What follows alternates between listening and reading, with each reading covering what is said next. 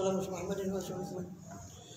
Amma ba'du, masih melanjut kita dalam kitab Ithaqu Ahli Islam bi khususiyati siyam, tentang kekhususan puasa karya Imam Syekh Ahmad bin Hajar Al-Haythami rahimahullah radhiyallahu anhu. Masih tentang pasal kedua dari bab pertama. Bab pertama tentang keutamaan puasa, pasal kedua tentang keutamaan puasa Ramadan atau keutamaan Syahrul Ramadan. Dan sudah kita bahas kemarin sore itu beberapa hadis dari yang Rasulullah SAW tentang keutamaan Ramadan, sampai kepada itu riwayat Bazzar wal Baihaqi Nabi Sa'id, diriwayatkan oleh Imam Al-Bazzar dan Baihaqi dari sahabat Abu Sa'id Al-Khudri, wa dha'afahu, dan didhaifkan oleh Baihaqi dan Ibn Asakir, dan juga diriwayatkan oleh Ibn Asakir. Sayyidu syuhuri syahrul Ramadan, penghulunya bulan itu adalah bulan Ramadan. Wa dhamuha hurmatan Dzulhijjah, dan paling agungnya kehormatan bulan itu adalah bulan Dzulhijjah, paling agungnya kehormatannya. Tabrani, dan Imam Tabrani meriwayatkan juga Baihaqi wa ghairuhuma, dan selain keduanya, sayyidu syuhur Ramadan wa sayyidul ayyam al-jumu'ah, penghulu atau tuan atau pemimpinnya bulan-bulan adalah Ramadan, dan pemimpinnya hari-hari adalah Jumu'ah. Wa minhu yukhadhu afdaliyatu syahri Ramadan adalah syahri Dzulhijjah. Dari hadis ini diambil keutamaan bulan Ramadan atas bulan Dzulhijjah. Karena dzalika huwa qadiyatus siyadah. Sebab ini adalah permasalahan as-siyadah, kepemimpinan. Wala yunafi, dan tidak menafikannya. Tidak menafikan daripada bahwasanya bulan Ramadan itu adalah penghulunya bulan. Anna Dzulhijjah a'zamu hurmatan, bahwasanya Dzulhijjah itu lebih agung kehormatannya daripada Ramadan. Dia dzalika li amrin kharijin, karena keagungannya bulan Dzulhijjah itu karena satu perkara yang di luar. Bahwa kaunu minal asyuril hurum, yaitu keberadaan bulan Dzulhijjah termasuk bulan-bulan haram yang 4, Dzulqa'dah, Dzulhijjah, Muharram, Rajab. Jadi keagungannya itu bukan asli itu, tapi karena suatu perkara yang luar, karena dia termasuk bulan haram, maka dihormati dia.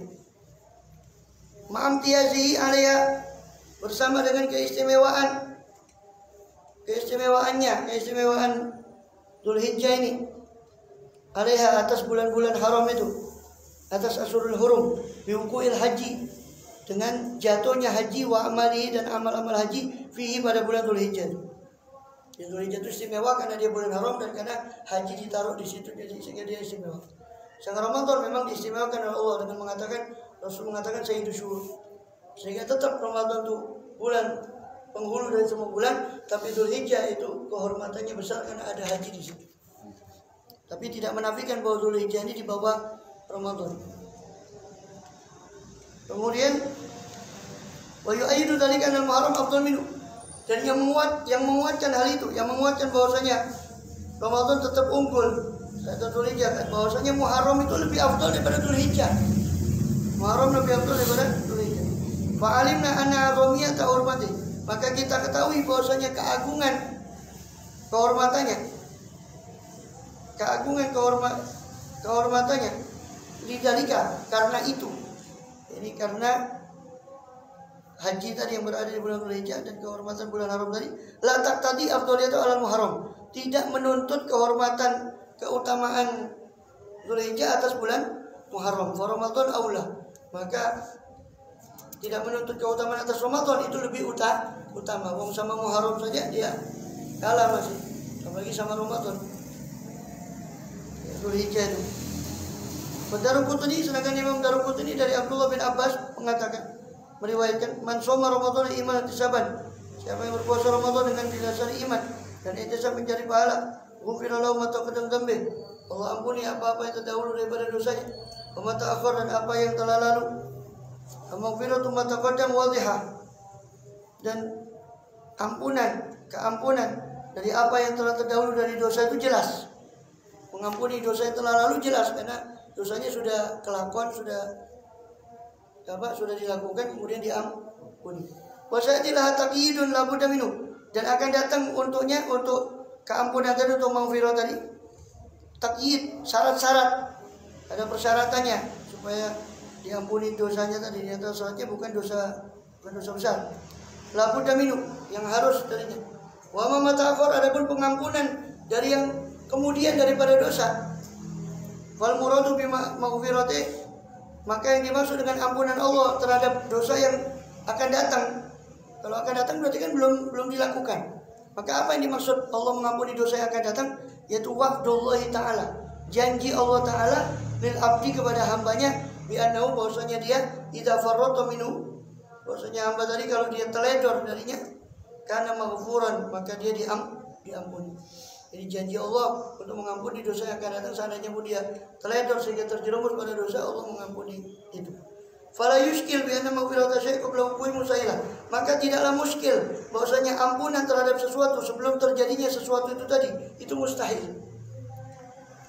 Ampunan terhadap sesuatu sebelum terjadinya sesuatu itu mustahil. Itu tidak muskil dalam hal ini.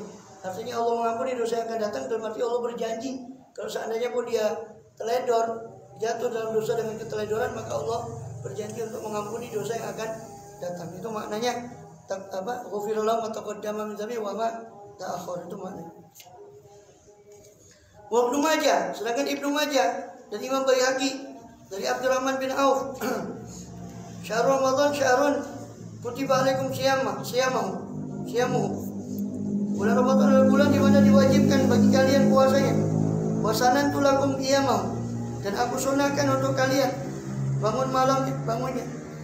Waman shoma wa qamahu, maka siapa yang mempuasai Ramadan dan bangun di bulan Ramadan imanan wa tisaban, berdasarkan iman dan mencari pahala, kharaja min dzunubi, keluar daripada dosanya, kayami waladatu ummu, seperti hari ibunya melahirkan dia.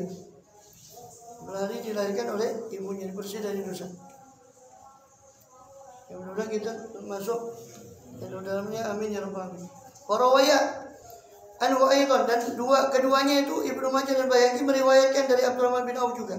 Inna Allah qad iftaradha, sungguh Allah telah memfardukan alaikum atas kalian shaum Ramadan, puasa Ramadan, wa sanantu lakum, dan aku telah mensunahkan untuk kalian qiyamahu, bangun malam di bulan Ramadan. Waman shamahu, maka siapa yang mempuasainya, wa qamahu, dan bangun malam di bulan Ramadan iman dan sabar, berdasarkan iman dan ihtisab, iman dan mencari pahala dari Allah, kharaja min dzunubi, maka keluar orang itu dari dosanya, kayak waladatu umur, seperti hari di mana ibunya melahirkan dia. Wa Ahmad wa Nasai, juga Imam Ahmad dan Imam Nasai meriwayatkan. Wal Baihaqi, juga Imam Baihaqi dari Abi Hurairah radhiyallahu anhu, atakum syahrul Ramadan, telah datang kepada kalian bulan Ramadan, syahrul mubarakun, bulan yang penuh berkah. Faradallahu alaikum siyama, Allah fardukan atas kalian puasanya. Tuftau fi abwabul jannah, itu dibuka padanya pada bulan Ramadan pintu-pintu surga. Untuk berlaku fi abwabul jahim, ditutup padanya pintu-pintu neraka jahim. Wa taqulu bi maradat asyayatin, dan dibelenggu pada bulan Ramadan itu maradat asyayatin, yang membangkang daripada syaitan. Wa fi lailatul qadri, padanya terdapat malam qadar, khairun min alfi syahrin, malam qadar itu lebih baik daripada 1000 bulan. Bukan sama ya, bukan sama dengan 1000 bulan. Khairun lebih baik dari 1000 bulan. Tergantung lebih baik, lebihnya ini tergantung kualitasnya masing-masing. Bagaimana menghidupkan Lailatul Qadar. Man haruma khairuha, siapa yang diharamkan, terhalang akan kebaikan Lailatul Qadar, faqad hurima, berarti dia sungguh telah terhalang dari kebaikan semuanya. Waliyadzubillah min dzalik. Semoga kita masuk orang yang mendapat Lailatul Qadar itu. Amin. Imam Ahmad wa Nasai dari Abi Hurairah, dan itu nanti ada yang luput, jadi bahwasanya orang itu kebanyakan menghidupkan malam qadarnya saja, padahal siangnya paginya itu juga disunahkan untuk dihidupkan, bukan hanya malamnya. Itu yang kadang orang luput.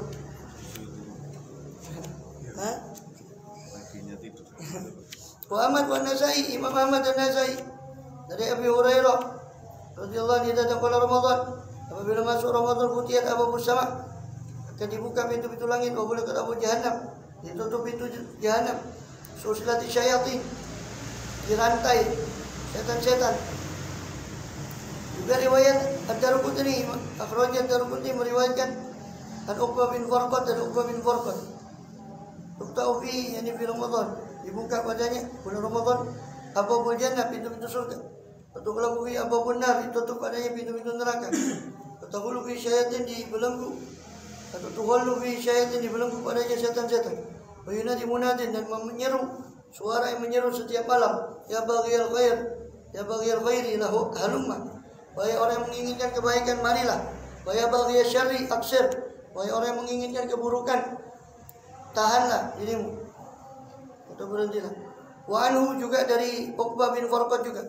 Tuqtau fi abwabus sama, dibuka pada bulan Ramadan pintu-pintu langit. Tadi yang di riwayat yang awal itu pintu-pintu surga, yang riwayat kedua ini pintu-pintu langit. Wa tughlaq fi abwabun nar, dan ditutup padanya pintu-pintu neraka. Wa yusaffatu fi kulli syaitanin marid, kulli syaitanin marid, dan dibelenggu setiap setan padanya, setiap setan yang membangkang. Wa yunadi munadin, dan berseru suara yang berseru, menyeru, suara yang menyeru setiap malam-malam Ramadan, ya talibal khairi halumma, wahai orang yang mencari kebaikan, marilah. Wa ya talibal syarri amsik, wahai orang yang mencari keburukan, tahanlah dirimu. Wa Nasai, sedangkan Imam Nasai meriwayatkan dari Abi Hurairah radhiyallahu anhu, idza Ramadan, apabila datang bulan Ramadan, futihat abwabur rahmah, dibuka pintu rahmat. Tadi pintu langit, terus di awal tadi pintu surga. Yang ketiga ini riwayatnya pintu rahmat dibuka. Waghuliqat abwabul jahannam, ditutup pintu jahannam, usulsat syayatin, dirantai setan-setan. Wa ta'bir, sedangkan pengistilahan bi abwabir rahmah, dengan pintu rahmat, awis sama, atau pintu langit. La yaqtadi ana fatah abwabil jannah, tidak menuntut bahwasanya pembukaan pintu surga fil hadits sabiqah, dalam hadis-hadis yang lalu. Al murad bi, yang dimaksud dengannya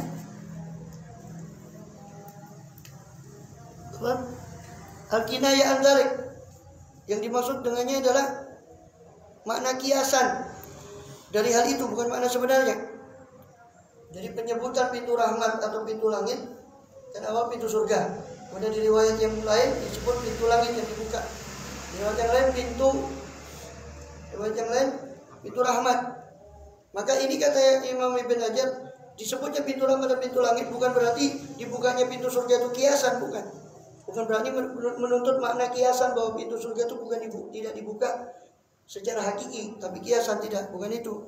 Lianu kita amkana, sebab apabila memungkinkan hamlul lafzi, membawa lafaz itu atau menafsirkan lafaz ala hakikatnya, menurut hakikatnya, fala muqtadha, maka tidak ada tuntutan, bal wala musawwigha, bahkan tidak ada musawwir, tidak ada yang membolehkan lihamlihi, untuk membawa lafaz tadi ala majazih, atas makna kiasan. Min anna dzalika kinayatun, bahwasanya hal itu, dibukanya pintu langit dan pintu rahmat itu seolah-olah kiasan an sa'atir rahmah, kiasan daripada luasnya rahmat Allah fi Ramadan, di dalam bulan Ramadan. Jadi kaidahnya seperti itu. Kalau satu lafaz itu baik di hadis ataupun di Quran dimungkinkan untuk dimaknai secara hakiki, makna hakikinya, maka tidak boleh makna hakiki ini dipalingkan kepada makna majazi. Tidak boleh makna hakiki ini dipalingkan kepada makna kiasan, selama tidak ada tuntutan yang atau petunjuk yang menunjukkan bahwa memang yang dimaksud ini adalah makna kiasan. Jadi tetap ditafsiri dengan makna hakikinya. Dibuka pintu surga berarti ya memang betul-betul dibuka pintu surga.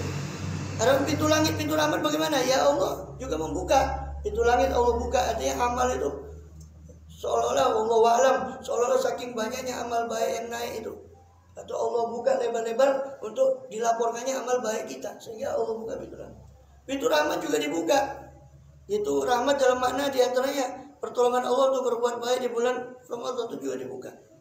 Tiga-tiganya, jadi tidak bertentangan tiga hadis ini, baik yang menyebut itu pintu surga atau pintu langit atau pintu rahmat.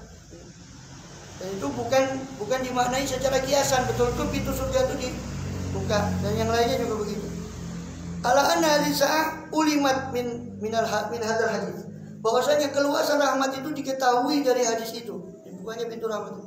Fatumal tilkal ahadits al haqiqatiyah, maka dibawalah hadis-hadis yang tiga tadi atau hadis-hadis yang sudah disebut tadi ala haqiqatiyah, menurut makna hakikinya, min fati abwabil jannah haqiqatan, itu berupa pembukaan pintu surga secara hakiki, wa ghalqi abwabin nari haqiqatan, dan penutupan pintu neraka secara hakiki, lima fi dzalika min ziyadatil faedah, karena apa-apa yang ada pada keterangan itu, hadis itu, daripada pertambahan faedah, alati qaddamtuha ala mujarradil akhbar, yang alati qaddamata, ya, atau qaddamtuha yang mana sudah saya dahulukan, ala mujarradil akhbar, tambahan faedah itu atas sekedar hadis saja atau sekedar ikhbar, sekedar pemberitahuan saja, li saati rahmah, untuk luasnya rahmat Allah.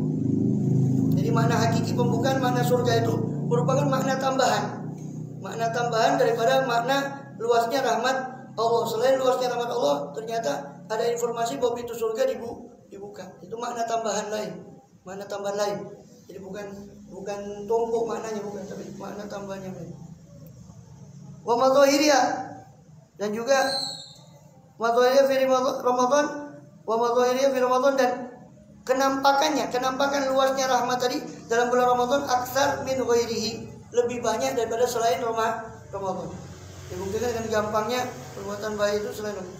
Falhasil, maka kesimpulannya, alhasil anau tuftau fi abwabur rahmah. Hasilnya adalah bahwa dibukanya di dalam bulan Ramadan pintu-pintu rahmat, wasama, pintu-pintu langit, wal jannah, pintu-pintu surga, amalan bijami tilkal hadis, karena mengamalkan seluruh hadis yang tadi yang disebut. Wa Ahmad wa Nasai, juga Imam Ahmad dan Imam Nasai meriwayatkan, ada syahrul Ramadan qad ja'akum, ini bulan Ramadan telah datang pada kalian. Tuftau fi abwabul jannah, dibuka padanya pintu surga. Tughlaq fi abwabun nar, ditutup pada pintu neraka. Atau tasalsala fi syayatin, dan dirantai padanya syaitan. Tabrani wal Baihaqi, juga Imam Tabrani dan Baihaqi meriwayatkan dari Abdullah bin Abbas, laisa liyaumin fadlun, tidak ada bagi satu hari keutamaan, ala yaumin, atas hari yang lain, fi siyam, dalam hal puasa, illa syahrul Ramadan, kecuali bulan Ramadan, wa yaum Asyura, dan hari Asyura. Tidak ada satu hari yang lebih utama untuk puasa melebihi Ramadan dan Asyura. Wa alam anal asra huna idhofiyun, ketahuilah bahwa pembatasan di sini adalah pembatasan yang sifatnya idhofi, pembatasan yang sifatnya tidak pasti, tapi idhofi, penyandaran. Fa inna shauma yaum Arafah afdal min shaumi Asyura, sebab puasa hari Arafah lebih afdal daripada puasa Asyura. Kenapa? Karena kafiru sanatain, sebab puasa Arafah mengkafarah dua tahun. Puasa Arafah mengkafarah dosa 2 tahun, dosa setahun yang sebelumnya dan setahun yang sesudahnya. Sedangkan Asyura itu yukafir sana, mengkafarah hanya 1 tahun, maka Arafah lebih afdal.